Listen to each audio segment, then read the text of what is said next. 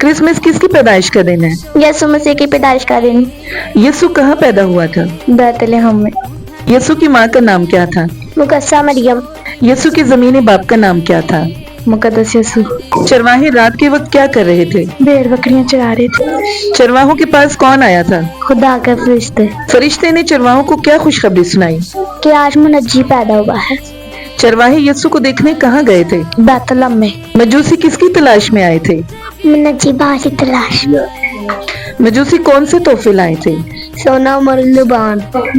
यीशु की माँ का नाम क्या था? मुकद्दसा मरियम। यीशु मसीह किस जगह पैदा हुए थे? बैतलहम में।